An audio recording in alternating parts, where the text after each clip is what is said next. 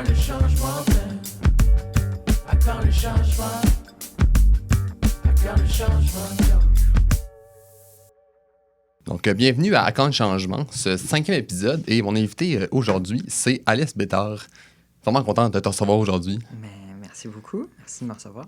Je t'ai découverte parce que Stéphanie Boisvert, Charlotte à Stéphanie, qui est une prof d'université à l'UQAM, t'a accueilli pour faire une conférence, je pense à l'automne dernier, sur la représentation des trans, des personnages un petit peu dans les séries de fiction. J'avais trouvé ça super intéressant comme sujet.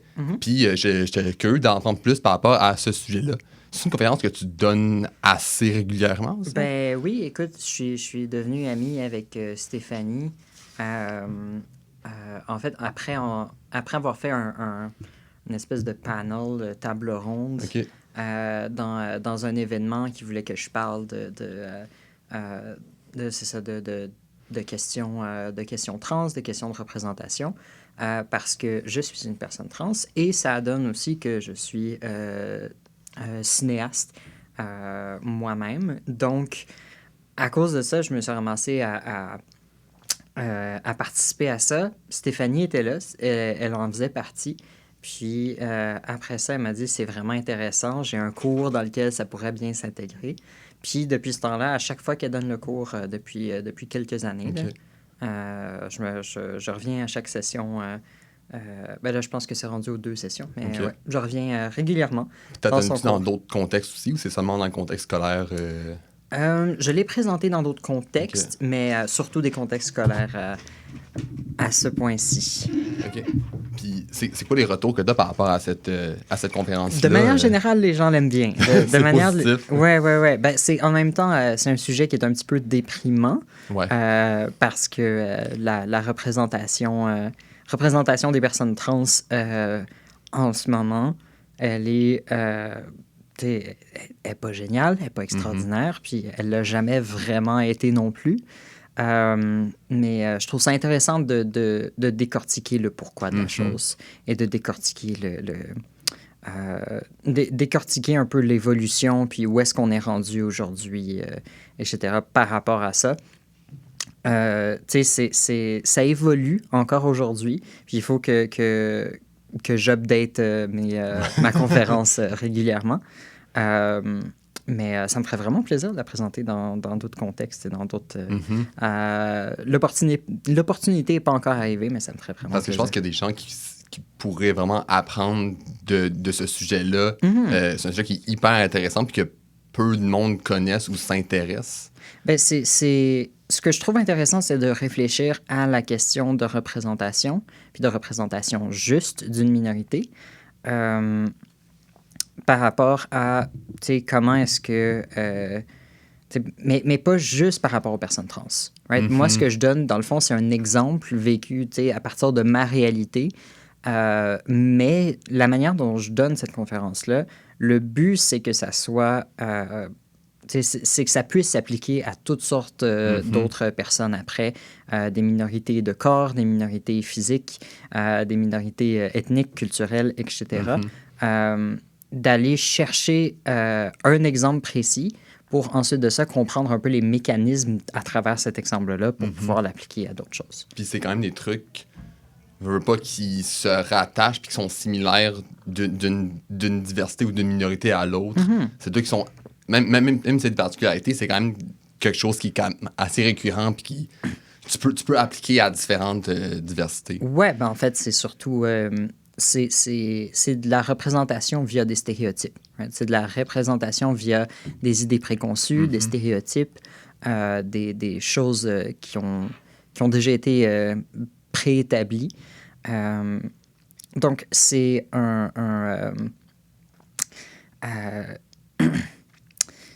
moi, je trouve ça intéressant de représenter, de voir comment ça évolue, de voir comment est-ce que ça a changé, parce que la représentation à travers la manière dont les gens se stéréotypent, la manière dont les gens stéréotypent les autres, elle va changer, elle va évoluer, mais il y a tout un contexte culturel, social, historique qui va rester, une espèce de fil conducteur qui va rester à travers les années. Donc, je trouve ça, tu sais, c'est les mêmes mécanismes, c'est les mêmes affaires. On part de stéréotypes, on part d'idées préconçues, on n'écoute pas nécessairement les personnes qu'on essaye de représenter. Puis à la place de représenter des vraies personnes, on représente une idée qu'on a de ces personnes-là. Donc, ce que j'essaie de faire à travers la conférence que je donne, c'est de montrer, premièrement, quels sont les stéréotypes, pourquoi est-ce qu'ils existent, puis à partir de là, d'aller chercher un peu aussi, c'est pas nécessairement des stéréotypes, ça peut être aussi de se poser la question, pourquoi est-ce qu'on veut représenter une minorité? Right? Est-ce que c'est parce qu'on veut l'objectifier? Est-ce que c'est parce qu'on veut que ça soit tabou, que ça soit un peu comme les films exploitation des années 70, le black exploitation, women's exploitation, de parler de sujets tabous pour pouvoir faire mousser des ventes. Puis qu'on parle de ton film ou ta production plus parce qu'il y a quelque chose qui fait parler dedans. Exactement. Fait que là, tu sais, d'avoir... si le personnage n'était pas trans, est-ce qu'on en parlerait tout autant? Il y a ce côté-là aussi qui rentre en ligne de compte. Puis une fois qu'on est passé à travers ça, de réfléchir à, OK, on a vu tous les mauvais exemples, on a vu tous les stéréotypes, et on a vu toutes les manières dont les gens... Que les gens font les choses, comment est-ce qu'on peut faire ça différemment, finalement? Comment est-ce qu'on peut... la réponse à ça, c'est pas mal comme écouter les minorités, écouter les personnes, repartir à la place de partir d'une idée préconçue, à la place de partir d'une histoire que tu as entendue, de trucs que tu as lus, de vraiment partir d'un vécu, d'une histoire, d'une vraie personne. Puis que, à date, moi, les meilleures représentations que j'ai pu voir, c'était des représentations de personnes qui faisaient partie de la communauté.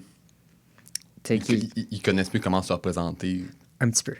Un petit peu plus que les autres. Ils ont un petit peu plus de vécu par rapport à ça. Oui. Ben, de manière générale, je trouve qu'il y a une approche... sociétalement parlant, il y a une approche extrêmement paternaliste par rapport à comment est-ce qu'on parle des personnes trans, de comment est-ce qu'on les mentionne, comment est-ce qu'on discute de leur santé, de leurs droits, de qu'est-ce qu'ils devraient faire, ne devraient pas faire, à quoi est-ce qu'ils devraient avoir accès ou ne pas avoir accès. C'est une approche extrêmement paternaliste à mon sens, à moi. On va parler des personnes trans comme s'ils n'étaient pas dans la pièce, finalement. Comme si, de dire, OK, mais qu'est-ce qu'on va faire avec la question trans? Qu'est-ce qu'on va faire avec, avec ces personnes-là? Est-ce qu'on devrait leur permettre d'avoir accès d'avoir accès aux hormones, d'avoir accès aux chirurgies dont ils ont besoin? Et c'est quoi mon opinion, moi, personne qui décide, par rapport à leur vie à eux, sans les inclure dans la conversation. Right? Donc, présentement, au niveau provincial, au moment où je parle, il y a le comité de sages. Je voulais en venir, justement. T'abordes le sujet tout de suite. Ben oui. Ben, c'est le comité de sages qui est un regroupement de personnes sélectionnées par le gouvernement pour... qui sont là pour voir qu'est-ce qu'on fait avec les personnes trans en tant que société.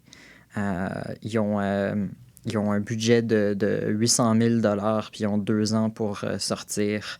C'est un groupe de 3-4 personnes, puis ils ont 2 ans pour sortir un document qui va décider du sort des personnes trans à l'avenir, légalement parlant, sociétalement parlant, au Québec. Et à travers ce groupe-là, il n'y a pas une seule des personnes qui font partie des décideurs qui est trans. Et au contraire, toutes les personnes qui font partie de ce groupe-là ont des liens avec des organisations transphobes. Ah ouais? Ça a été sorti dans les nouvelles publiquement, ça? Ou c'est comme si tu connais un petit peu plus dans les détails les choses?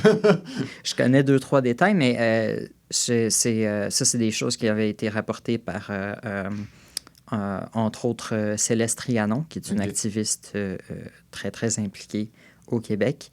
Comme quoi, puis elle-même avait ses sources, elle-même, il y a d'autres organismes aussi, Pink Bloc Montréal. Et dans le fond, ce qu'ils ont trouvé, c'était que il y avait des liens avec PDF Québec, qui est la plus grosse organisation transphobe au Québec. OK. Donc, c'est une association qui est soi-disant féministe, mais qui est un féminisme anti-trans, qui vont considérer les femmes trans comme n'étant pas des vraies femmes et qui vont qui veulent les exclure de la société, les exclure des droits des femmes et tout ça, et qui vont... ils font des campagnes de salissage, ils font ils utilisent toutes sortes de tactiques un peu... qui, moi, me dérangent. Je trouve que c'est pas... qu'il n'y a pas vraiment ni de respect, ni de bonne manière de faire de la part de PDF Québec. Ça a été quoi la réaction de la communauté trans par rapport à l'annonce vraiment de la création de ce comité-là, puis après ça, d'apprendre qu'il n'y a aucune représentation trans au sein de ces gens-là? De la colère et de la peur. Ouais. Tu sais, je vais paraître dramatique, mais je veux que ça soit extrêmement clair. C'est les premières étapes d'un génocide. Je sais que le mot est gros, puis je sais que je sonne extrêmement dramatique, mais je vais m'expliquer un petit peu. Il y a plusieurs étapes à un génocide. La première étape, la dernière étape, on la connaît, c'est l'extermination. Right? Puis si on remonte, l'étape d'avant, c'est l'exclusion. C'est d'empêcher les gens de faire partie de la société, de faire partie du groupe, de les repousser, d'empêcher qu'ils existent là. Qu'il y a une voix aussi. Oui, ben, c'est ça. Tout le système légal disant... Tous les différents systèmes légaux à travers le monde qui disent que que les personnes trans n'ont pas le droit de faire... n'existent pas ici, n'ont pas le droit de faire partie d'ici, rendre ça illégal, rendre ça passible de la peine de mort. Je pense qu'il y a 54 pays à travers le monde, si je ne m'abuse, qui ont des lois contre les personnes LGBT. C'est fou. 54, ça, genre... Il y a quoi, 180? Non, 300... mon Dieu, je dis n'importe quoi. Mais c'est comme un... Mais plusieurs centaines de pays. Puis il y en a 54 là-dedans qui ont des lois contre les personnes LGBT. Fait que ça, c'est l'étape numéro 2. Il y a des pays qui sont déjà rendus là. Puis l'étape numéro 1, c'est l'étape de conversion. Puis c'est une étape qui est beaucoup plus sociale. Right? C'est une étape on veut prendre les gens puis dire on est capable de les changer. Ils sont pas comme on veut qu'ils soient, fait qu'on va les changer comme on voudrait qu'ils soient. Right? Donc, ça peut être fait de toutes sortes de manières. Là, à travers le monde, c'est de la thérapie de conversion qui existe encore. Au Canada, ça a été rendu illégal, ça fait seulement quelques années. Donc, c'est très, très, très récent. Mais il y a 10 ans, ça existait encore.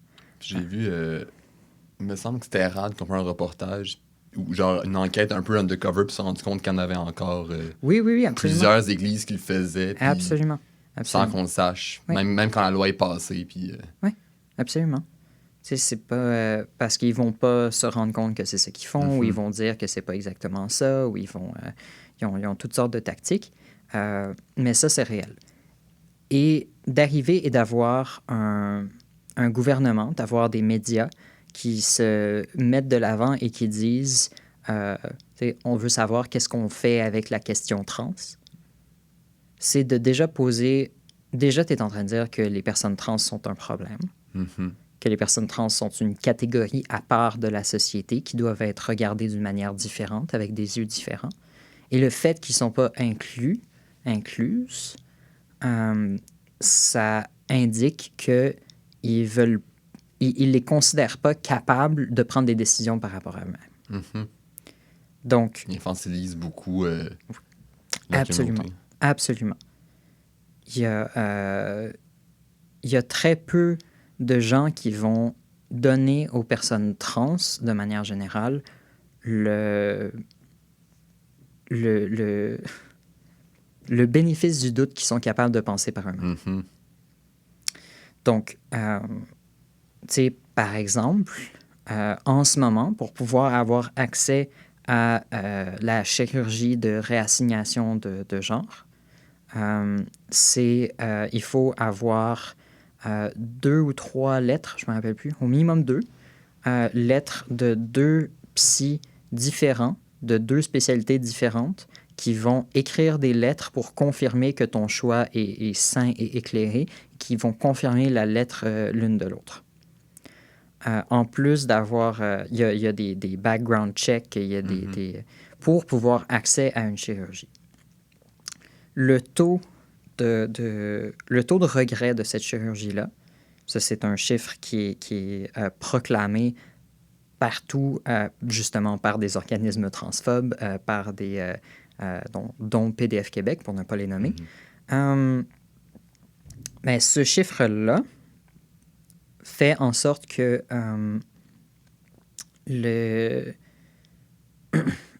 on va complètement dire, c'est vraiment important qu'on continue de faire, de demander des restrictions aussi intenses pour s'assurer que ils se fassent pas, ils se trompent pas, que ça soit pas la mauvaise chose, tout ça.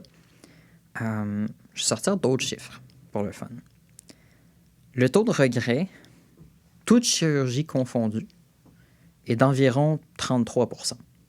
Donc, pas nécessairement en lien avec la Non, transition de tout le genre. monde. OK. Tout le monde. Toute chirurgie confondue. Chirurgie à l'épaule, chirurgie à l'estomac, chirurgie au cœur.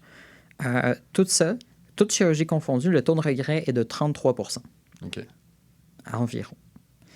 Après ça, le taux de regret pour chirurgie au genou, c'est le plus haut taux de regret pour une chirurgie non esthétique, est de 50%. OK. Une personne sur 2 qui va regretter de s'être fait opérer au genou. OK. Et le taux de regret pour... le plus haut taux de regret pour une chirurgie, c'est la rhinoplastie, chirurgie au nez. Donc, chirurgie esthétique par rapport au nez. Et ça veut dire que il y a cette chirurgie-là, elle a un taux de regret de 75%. 3 personnes sur 4. OK. Ouais.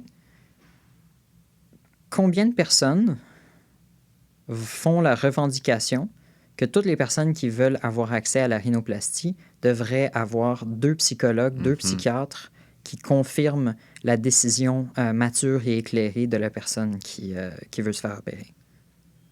Il n'y a personne. Parce que c'est pour l'apparence, c'est pas... Non, mais c'est tout simplement parce que ça fait pas partie ça fait pas partie d'un tabou. Ça fait pas partie d'un tabou sociétal. On se dit, ben c'est leur corps, c'est leur choix. Ils font des erreurs, c'est tant pis pour eux autres. Mais le discours est pas pareil quand c'est des personnes trans qui veulent faire attention. Non. Et pourquoi est-ce que c'est pas pareil? Ben, c'est... Ma réponse à moi, c'est plus que je pourrais arriver et dire, ben c'est de la transphobie, puis ça finirait là. Mais la vraie réponse, elle est un petit peu plus complexe que ça. La vraie réponse par rapport à ça, c'est que les personnes, tu sais, que être trans, c'est d'aller à l'encontre de la vision sociétale qui est très, qui est très patriarcale, qui est très préétablie, qui est très, que les hommes et les femmes sont fondamentalement différents et qu'il y en a un qui est supérieur à l'autre. Ça, c'est la fondation de la société. C'est la manière dont les choses sont faites. C'est la manière dont beaucoup de gens voient le monde. C'est malheureux, puis c'est pas vrai, mais c'est comme ça. Et ça fait en sorte que d'avoir des gens qui veulent passer de l'autre côté, qui veulent faire d'autres choses, qui veulent changer de bord, changer de choses à faire, changer de... C'est juste qu'ils se sentent pas confortables dans la manière à quoi ils ressemblent et où est-ce qu'ils sont catégorisés dans la société et qui souhaitent aller ailleurs. Déjà, on est en train de briser une énorme barrière. On est en train de défoncer quelque chose qui, pour certaines personnes, vont fondamentalement les déranger. Même si, puis ça, c'est scientifiquement prouvé que c'est pas de leurs affaires. Des scientifiques qui ont... C'est très... tu sais, c'est pas... ça concerne pas d'autres personnes que les personnes elles-mêmes. C'est souvent l'argument qu'on entend le plus, en plus de « Ah, ils vont regretter, tu fais de la chirurgie mettons à l'adolescence ou en jeune adulte, ah, tu vas regretter dans 2 ans, ça va être pareil. » Puis, comme tu dis, c'est pas... Il y a beaucoup de monde plus qui regrette d'autres trucs qu'une affaire qui... Je push pas... On peut penser ça autrement. Il y a un taux de succès de 99%. C'est vrai. Si tu le regardes de ce côté-là... Right? Puis le taux de regret de 1%, si on veut en parler, la majorité de ces cas-là, c'est des personnes qui...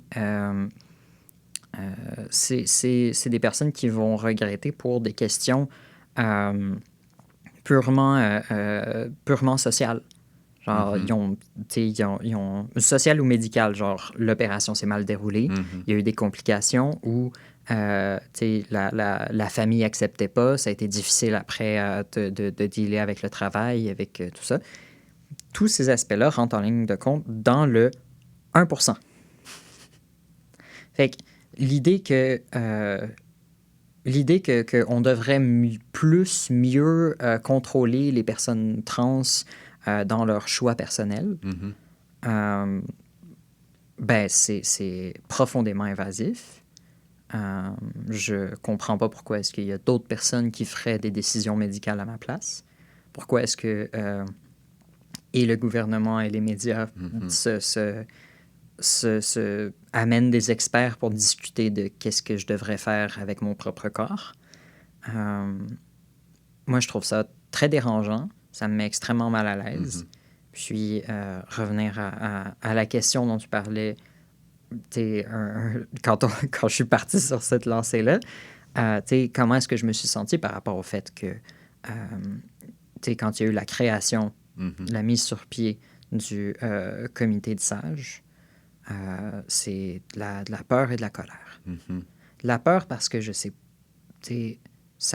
la colère pour commencer pour tout ce que je viens de décrire par rapport au fait que c'est d'enlever de l'autonomie sur à des personnes qui payent des taxes, qui font partie... Des citoyens comme tout le monde. C'est ça. C'est juste des citoyens, c'est des personnes comme toi et moi. Puis d'imposer le point de vue de quelqu'un d'autre sur leurs droits et sur leur autonomie. Surtout ça, leur autonomie. Et de la peur parce que je sais que ça ne s'arrêtera pas nécessairement là. C'est la première étape vers autre chose. C'est la première étape vers d'autres choses. On n'a pas vu le pire de ça. Puis, en ce moment, aux États-Unis, au Canada, en Europe, puis à travers tout le reste du monde, il y a de plus en plus un mouvement contre les personnes trans et un mouvement pour restreindre leur liberté, pour restreindre les droits, pour les amener à être ce qu'on voudrait qu'elles soient. Puis ça, ça commence par essayer de les exclure, de les transformer, de les individualiser, puis après ça, c'est de les chasser. Puis après ça, on rentre dans le génocide pour vrai. Je dis pas que ça va se rendre là, mais je dis que c'est la première étape. Puis que ça me rend profondément triste et apeuré de savoir que on s'en va peut-être potentiellement dans cette direction-là. Je veux pas être alarmiste non plus, puis je veux pas sonner alarmiste en disant comme c'est ce qui va se passer, c'est la fin du monde. Je suis en train de dire que c'est les mêmes mécanismes. Donc, ouais. J'étais curieux de savoir si tu as remarqué une différence dans le regard, mettons, de la population en général par rapport aux enjeux trans. Est-ce que tu vois une évolution ou une dégradation ou une transformation des mentalités? On en parle beaucoup plus. Ouais. Puis ça va dans les deux sens. Right? C'est à partir du moment qu'on amène ça, comme je mentionnais tantôt, il y a 10 ans, c'est pas du tout la même chose. Donc, il y a 10 ans, on n'en parlait juste pas. C'était juste pas mentionné, ça faisait pas partie des conversations, ça faisait pas partie du zeitgeist. Juste aujourd'hui, les gens savent reconnaître le drapeau trans.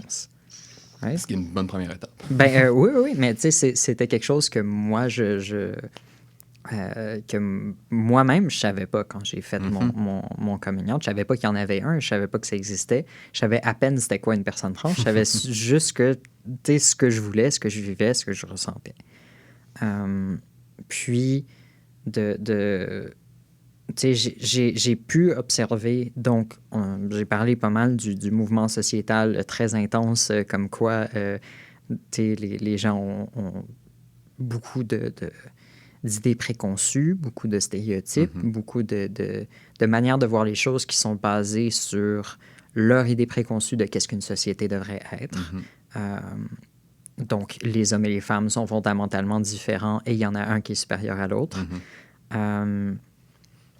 Donc, cette idée-là, tu sais, c'est sûr qu'avec plus de reconnaissance sociétale, plus de comme, OK, oui, ça existe, il y a plus de gens qui vont avoir des opinions par rapport à ça. Mais en contrepartie, ce que moi, j'ai pu observer, tu sais, je suis aussi, de temps en temps, enseignante dans des écoles secondaires. OK. Je fais des activités par rapport au cinéma dans des écoles défavorisées. Puis, j'ai passé une année complète dans plusieurs écoles à créer des films avec eux autres, donner des cours de cinéma et tout ça. Puis, c'est arrivé dans ces classes-là que, premier cours, première affaire que les étudiants me demandent, c'est « Madame, c'est quoi vos pronoms? » Ah ouais. Ça, c'est des étudiants du secondaire aujourd'hui. OK. Quand moi, j'étais étudiante au secondaire, moi, on me traitait de tous les noms parce que je répéterai pas ici. Parce que j'étais différente, parce que j'agissais de manière efféminée. Donc, tu sais, je vois que dans la génération suivante, il y a énormément de progression. Énormément de progression. On n'est pas du tout au même endroit où est-ce que moi j'étais. C'est pas parfait. C'est pas toutes les écoles, c'est pas tous les milieux. Vraiment pas. Mais ça existe d'une manière qui n'existait pas avant. Fait qu'avec plus de reconnaissance, juste le fait que je me fais inviter à la radio pour parler de mon expérience, c'était pas nécessairement quelque chose qui se faisait. Ouais. Donc, oui, il y a une évolution. Puis la plus grande partie de l'évolution, c'est juste le fait que les gens savent que ça existe. À partir du moment qu'ils savent que ça existe, ils vont avoir des opinions dessus. Positives, négatives, peu importe. Mais ça va beaucoup se radicaliser d'un côté comme de l'autre. T'sais, fait que c'est un couteau à double tranchant. Puis, pour mettons, ce qui est de la manière qu'on en parle dans les médias, j'entends beaucoup de discours de certains médias où, on en parlait tantôt du fait d'inviter des gens pour parler des enjeux trans avec aucune personne trans, puis souvent juste des hommes blancs à la table. Comment tu perçois ça? Comment on en parle des enjeux trans dans les médias ou en général, mettons, sur la sphère publique? Récemment, il y a Enquête de Radio-Canada qui ont fait un exposé disant que on permettait aux personnes trans, aux jeunes personnes trans, d'avoir accès trop rapidement, trop facilement aux hormones, puis aux changements et tout ça.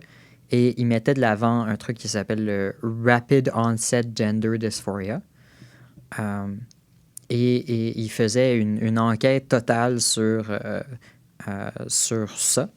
Alors ça, c'est de la pseudoscience. Ça n'est pas réel. Ça a été mis de l'avant par un groupe d'extrême droite avec des associations avec des groupes d'extrême droite profondément anti-trans qui prétendent être des médecins, mais qui ont été radiés de leur ordre de médecins, qui ont fondé leur propre organisation. Puis Enquête a fait en sorte que toutes les personnes, les experts qui ont invité là-dessus, faisaient tous partie de ce groupe-là. OK. Sans dire qu'ils faisaient tous partie de ce groupe-là. Ce qui moi, personnellement, me cause beaucoup de problèmes. C'est juste au niveau de l'éthique journalistique. Pour une émission aussi comme Enquête. Oui. Qui est supposée être une des grandes émissions pour déceler des mystères. Pas des mystères, mais certains trucs qu'on comprend pas dans la société. Mais il y a aussi... moi, j'ai pu entendre des témoignages de personnes qui avaient été interviewées par Enquête et qu'Enquête n'a pas mise dans pour leur... ce reportage-là? Oui. OK. Parce que les personnes se sentaient profondément mal à l'aise par la manière dont ils étaient interviewés, par la manière dont les questions étaient abordées. Donc, il y avait clairement un agenda en commençant. Il y avait clairement une idée qu'ils voulaient faire passer. Puis, c'était plus important pour eux autres de faire passer cette idée-là que d'écouter les personnes qui étaient réellement concernées. Donc, énormément de problèmes avec ça. Puis, pour moi, à chaque fois qu'on parle de personnes trans sans les inclure dans la conversation, sans que ce soit ces personnes-là qui décident de se mettre en avant et d'en parler, puis pas juste de mettre comme une quote à la fin pour dire que tu as une personne trans sur ton panel, là, que tu as réellement pris le temps de parler, de discuter, tout ça. Pour moi, ça cause des problèmes. Puis présentement, je trouve que c'est l'approche majoritaire dans les médias au Québec en ce moment. Ce qui est dommage et dangereux. J'ai l'impression que de plus en plus, quand sur différents panels où on discute, mettons, d'enjeux, où on parle d'un enjeu, mettons, lié à la diversité ou à un groupe en particulier, je trouve que de plus en plus, on fait des efforts pour inclure au moins une personne, donc dans un cas plus évidemment, mais une personne qui est touchée par ça. Mais pour les enjeux trans, c'est extrêmement rare que je vois des panels ou des discussions incluant de personnes trans. Est-ce que c'est l'évolution des choses qui va éventuellement passer? Probablement qu'il y a 10 ans, quand on parlait de diversité culturelle, c'était juste des personnes blanches. Là, de plus en plus, il y a d'autres personnes de la diversité qui viennent parler. Est-ce que dans 5-10 ans, on va avoir plus de personnes trans qui vont parler d'enjeux trans à la télé? J'espère. C'est le but. J'espère. Juste pas pour une question de rentrer dans des chiffres. Là. C'est juste une question de des personnes qui veulent, qui font partie de la communauté culturelle, qui font partie de la communauté politique, que déjà, qu'il y ait une personne trans au Québec qui se sente confortable pour se mettre de l'avant puis dire comme j'aimerais ça être... tu sais, j'aimerais ça me présenter aux élections. Aux élections. En ce moment, ça se peut pas. Mhm. En ce moment, ça se peut juste pas. C'est pas... tu sais, ça va se faire ridiculiser, ça va se faire renier, ça va se faire tasser de côté. Puis, tu sais, les gens vont avoir peur pour leur sécurité personnelle, tu sais. Fait qu'il y a cet aspect-là. Pour moi, le changement que j'espère, c'est juste que les gens vont se rendre compte que, hey, c'est juste une autre personne. C'est juste une autre personne c'est ça, qui est citoyenne, qui paye ses taxes, qui écoute les nouvelles, puis qui s'en va travailler de 9 à 5. Là. C'est juste une autre personne. Puis de catégoriser comme étant l'autre, de catégoriser comme une personne qui n'est pas capable de penser par elle-même, de choisir par elle-même. On va parler beaucoup des jeunes personnes trans, comme quoi elles ne sont pas capables de réfléchir par elles-mêmes, elles ne sont pas capables de prendre des décisions et tout ça. Légalement, au Québec, à 14 ans, on considère que tu as ton autonomie médicale, que tu peux choisir pour toi-même, par rapport à ton propre corps. Fait que moi, ce que j'aimerais, c'est juste que les gens se rendent compte que c'est correct d'appliquer ça à l'entièreté de l'entièreté du Québec et de ne pas avoir une société, avec différentes castes. Tu es une personne majeure. Je pense que tu es capable de faire tes propres décisions. C'est ça. Tu réfléchis assez. Je pense que tu es capable. Tu le sais en nom de toi. Ben, c'est ça. Puis même comme quand même quand tu es enfant, tu sais qui tu es. Tu sais ce que tu veux. Je peux te garantir que les enfants, des enfants que j'ai rencontrés là, qui vont arriver puis qui vont non, moi, je veux ça. C'est très, très clair. C'est très, très, très, très, très clair. Fait que, d'arriver et de dire qu'ils n'ont pas leur autonomie, ils n'ont pas leur manière de voir les choses, je trouve ça problématique, moi, personnellement, en tant que personne. Juste en tant que personne. Mais aussi de réfléchir à ce que ça donne sociétalement. Fait que pour dans 5-10 ans, j'espère juste que ça va... que les esprits vont se calmer, puis qu'on va laisser le monde vivre comme ils veulent vivre. Point barre. De ne pas avoir d'opinion dessus, de ne pas avoir de commentaires à faire dessus. Comme moi, j'ai pas de commentaires à faire sur Ginette puis la manière dont elle fait son pâté chinois. Là. Moi, c'est sa vie, c'est ses affaires. Moi, j'en ai rien à... Tant qu'elle aime ça, le pâté chinois. Ben, c'est ça. Ou, si elle veut se faire une opération au genou, pourquoi est-ce que moi, j'aurais quelque chose à dire là-dedans? Ouais. Ça me regarde pas.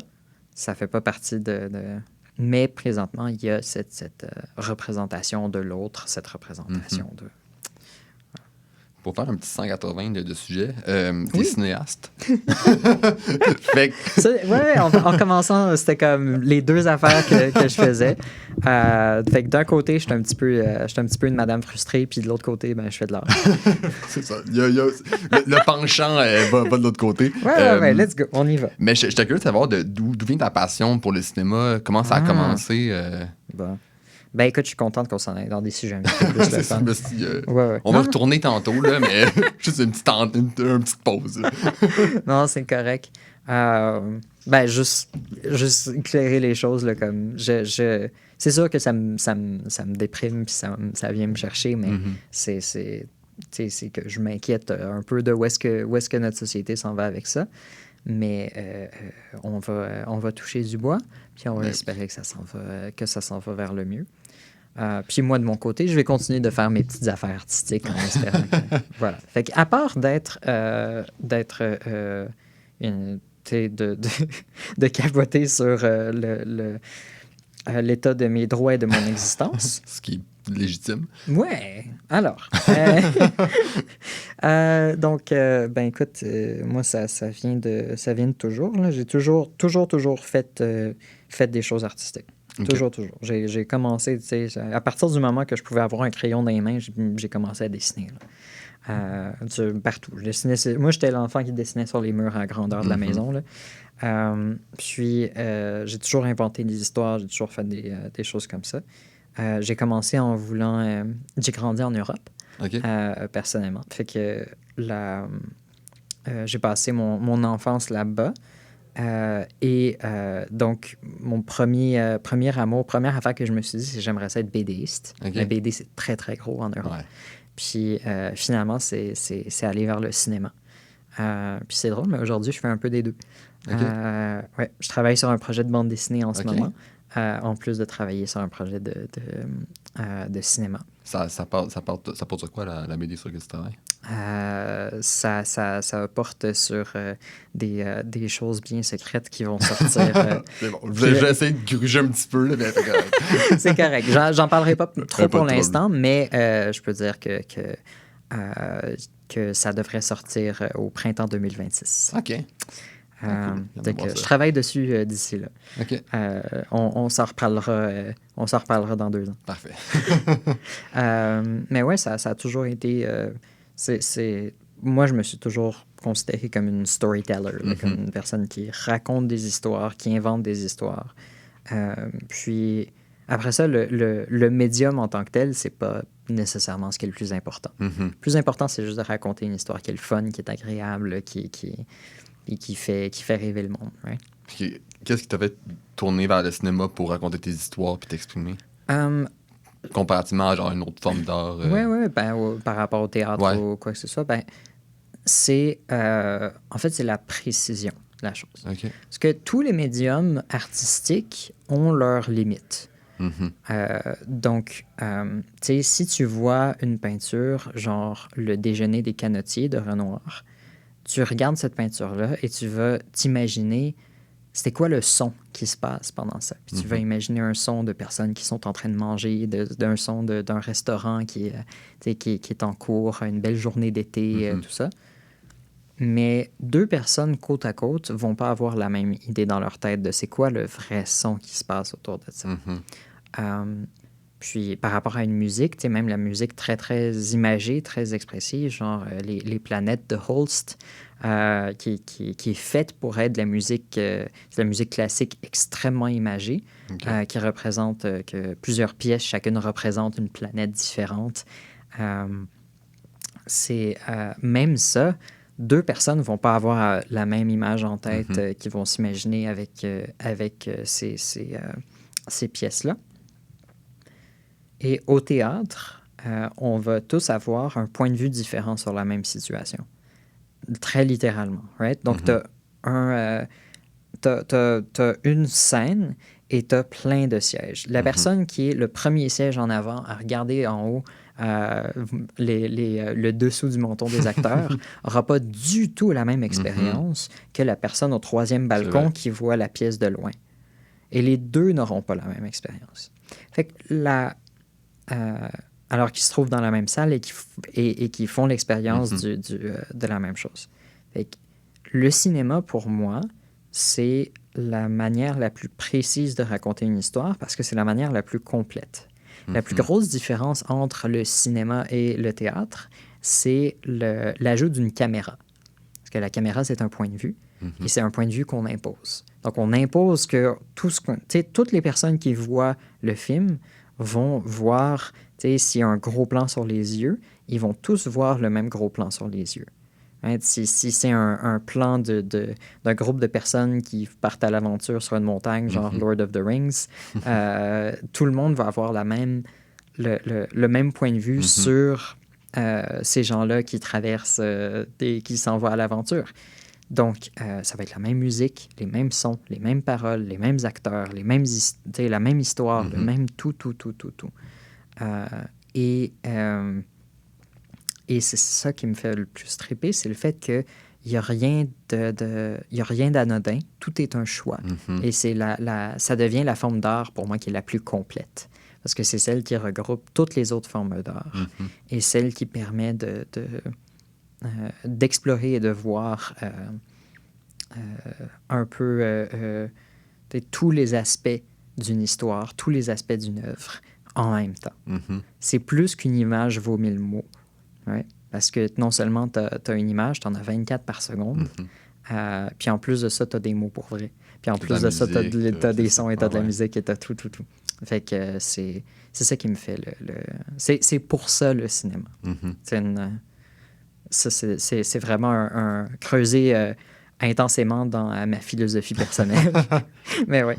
Le point intéressant, vraiment, dans la conférence que j'ai assistée à l'automne, c'était comment on représentait les stéréotypes des personnes trans. Puis, une affaire vraiment remarquée, c'est les 4 P que tu as mentionné, que je trouvais super intéressant puis flagrant, comment on le remarque dans plein d'affaires. Fait que peux-tu expliquer c'est quoi ces 4 P-là? Yes. C'est drôle, hein? Ça, c'est quelque chose que j'avais découvert et que les gens s'en rappellent encore aujourd'hui, puis t'es pas le premier à m'en reparler par après. Les 4 P, c'est... donc, j'ai mis ça sous 4 P parce que c'est cute. Puis ça, c'est facile à se rappeler. Mais c'est parodie, prostituée, psychopathe et petite victime. Right? Donc, donc, le premier, parodie, c'est de représenter des personnes par juste, c'est une joke. Leur existence est une joke. C'est la punchline, c'est The Hangover Part 2, que la joke, c'est qu'il y a une madame avec un pénis. C'est ça c'est ça la blagounette, puis c'est ça la punchline. Voilà. Fait que ça, c'est le premier. Ensuite de ça, c'est prostituée, donc travailleurs, travailleuses du sexe, de toutes les dénominations, de toutes les manières possibles. Puis de temps en temps, c'est juste sous-entendu et de temps en temps, c'est extrêmement explicite. Et de temps en temps, c'est très, très, très, très, très explicite. Mais dans tous les cas, c'est des représentations où est-ce qu'on représente les personnes trans comme étant uniquement travailleurs, travailleuses du sexe, ou que la seule manière finalement dont on les représente, c'est en faisant ce travail-là. Alors, le problème avec ça, c'est comme c'est pas toutes les personnes trans qui sont là-dedans, puis c'est un peu... je dirais, il y a des bouts que c'est un petit peu déshumanisant de se faire dire que, comme... De faire cette association-là automatiquement. Que du respect pour les travailleurs, travailleuses du sexe, mais c'est pas quelque chose qui, moi, me tente de faire. Mais j'ai entendu, je sais plus où j'avais vu ça, mais ça fait j'entends ça, que on associe vraiment souvent la communauté LGBT, mais autant trans, à des choses sexuelles quand ils ne sont pas du tout, puis il n'y a aucun lien. Non. On associe directement à ça. Ça vient de où, ce genre de association-là? Est-ce que tu as une idée ou c'est...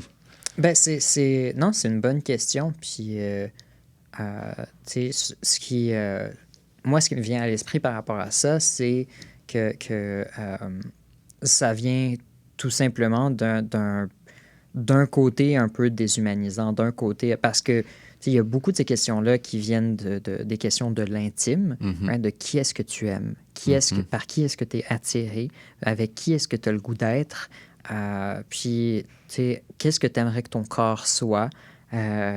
Toutes ces questions-là qui sont des questions profondément intimes et tout ça, donc pour une manière de un peu ridiculiser, de simplifier les choses, ils vont dire « Ah, mais c'est un fétiche sexuel. Ah, c'est une manière de juste les balayer de la main. Puis de... je saurais pas te dire exactement d'où est-ce que ça vient et tout ça, mais pour moi, c'est juste une association que les gens ont faite pour un peu simplifier dans leur tête que comme eux autres, c'est des bizarres, c'est des tordus. Ils doivent avoir une vie sexuelle vraiment weird. Oui, c'est ça. Un peu la manière dont on voit toutes les personnes. Toutes les personnes qu'on perçoit comme étant problématiques, on va immédiatement les associer à avoir une sexualité débridée, puis voir ça comme étant quelque chose de profondément négatif. Puis là, on rentre dans quelque chose de très sacro-saint, religieux, très, très puritaniste. Là. En tout cas. Pour continuer les 4P. Continuer les 4P. Fait que ça, c'est Fait que, premièrement, parodie, c'est que la joke, c'est que la personne est trans. Deuxièmement, prostituée, c'est que sa job, c'est d'être travailleur, travailleuse du sexe. Après ça, c'était psychopathe. Psychopathe, tout ce que je rentre là-dedans, c'est toutes les personnes avec des problèmes de santé mentale. OK. Et souvent, ça va être aussi les méchants de l'histoire. Right? Ça va être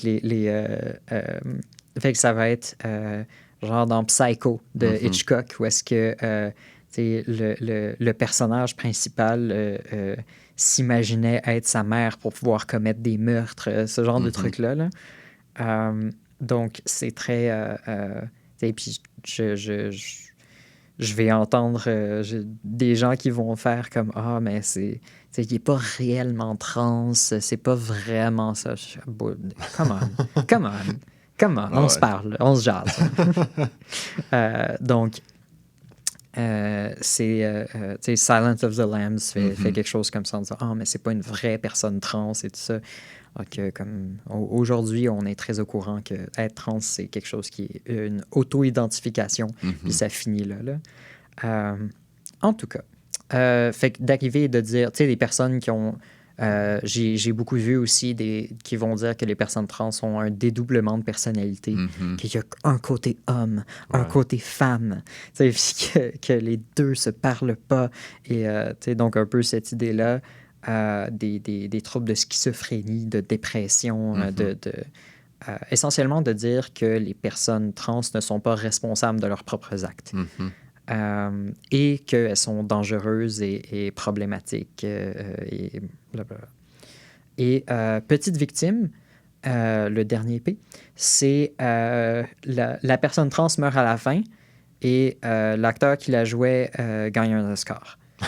C'est essentiellement ça. C'est dire que à la fin, la personne ne peut pas avoir une bonne fin, ne peut pas avoir une bonne vie.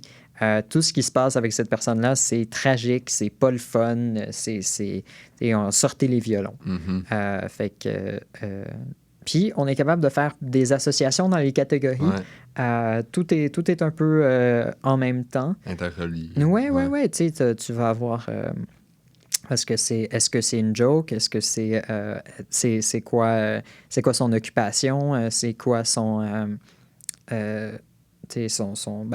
travail? Est-ce qu'elle a des problèmes de santé mentale et n'est pas considérée comme responsable de ses actes ou quelque chose comme ça? Ou le méchant, la méchante de l'histoire à son plus extrême?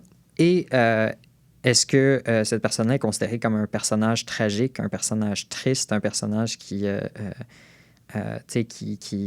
soit qui meurt à la fin ou qui disparaît ou qui ne peut pas avoir une vie simple et facile et heureuse. Donc ça, c'est les quatre... les 4 P, c'est les 4 stéréotypes les plus représentés à travers les différents médias. OK. Puis j'imagine qu'il y en a un nombre très peu, mais qui se sortent de ces 4 P-là, de ce stéréotype-là. Est-ce que tu as des exemples ou des types un peu qui peuvent amener un réalisateur à créer un personnage? Parce que la conférence que tu as donnée, c'est comment créer un bon personnage de fiction trans. Oui. C'est quoi, mettons, tes astuces à un réalisateur pour faire un bon personnage trans ou un scénariste pour faire un bon personnage trans? J'irais premièrement d'y aller pas avec l'histoire que tu veux raconter en premier, mais de plus y aller avec premièrement de se poser la question pourquoi est-ce que tu veux avoir ce personnage-là. Je parlais un petit peu tantôt de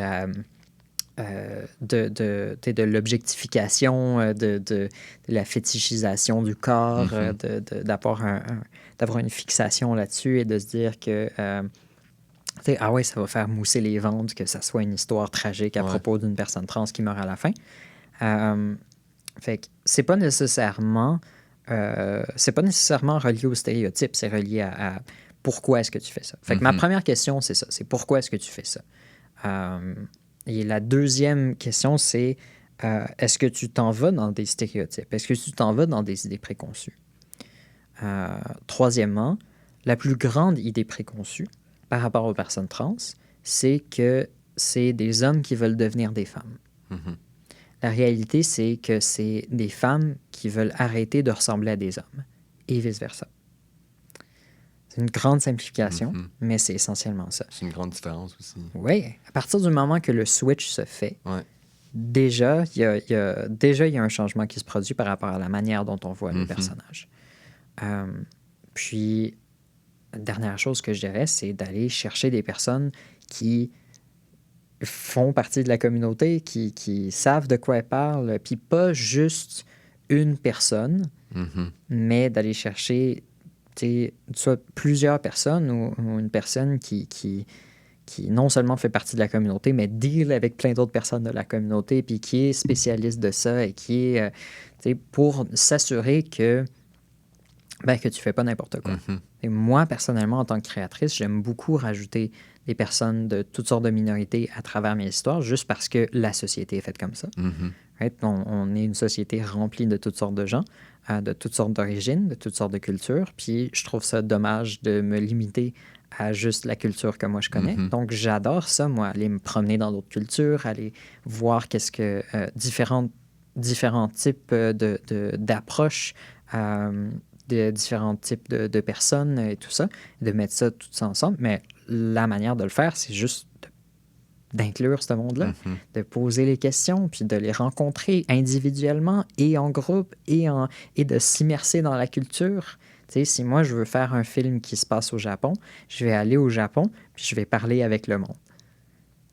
Puis on va trouver un moyen de tu sais, puis on va... Tu sais, si je veux raconter une histoire qui se passe au Japon, je vais raconter une histoire avec des personnes japonaises, right? Puis de réfléchir à comme qu'est-ce qui est important pour toi, puis qu'est-ce que tu veux dire toi, et comment est-ce que tu veux faire ça toi.